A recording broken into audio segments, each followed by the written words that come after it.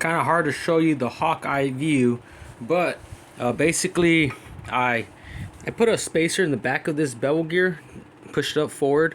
The actual gear itself has less play now.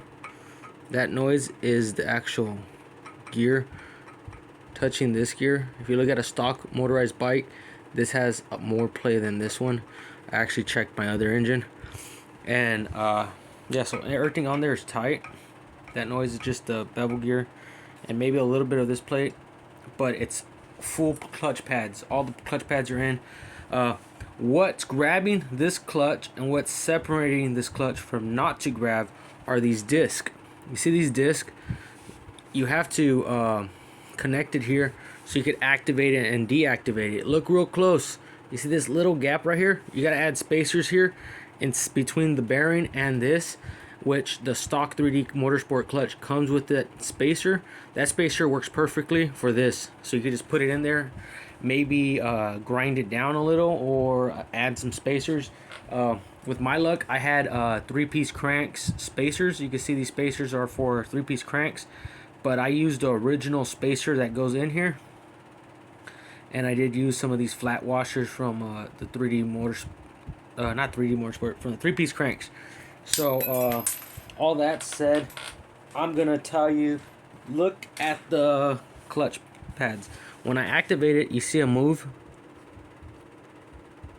They're on, close, open, close, open, close, open. Basically, you want to open it to deactivate the clutch. So it's gonna stay open. This is gonna spin, and that is gonna stay centered. But it's hard to do it by myself and then show you, because you're not going to see the mark. If I have a marker, I can show you.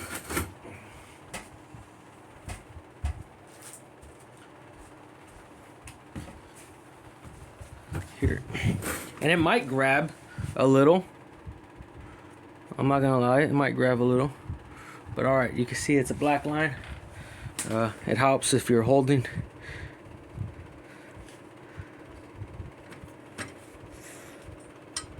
All right.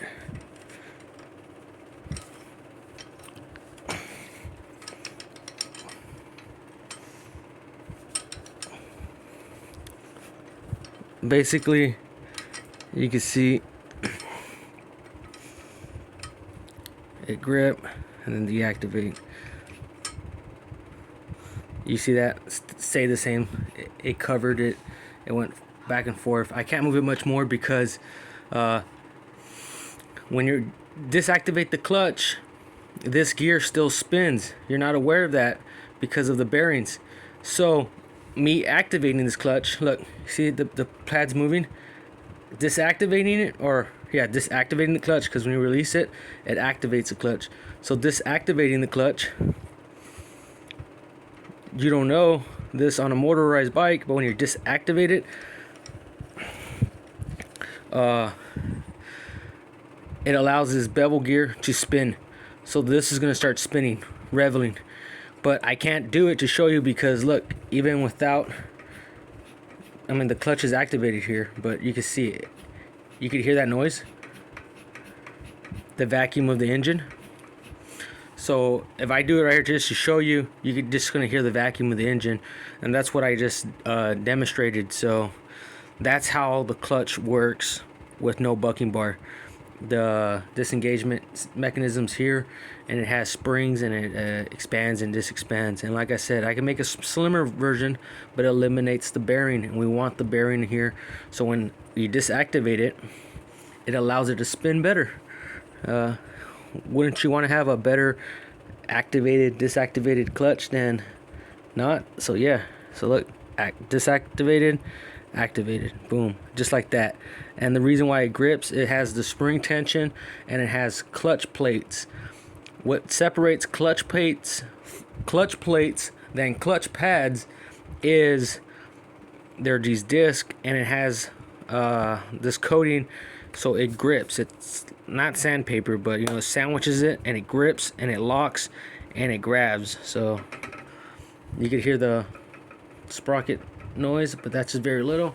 And yeah, it's gonna be an awesome clutch.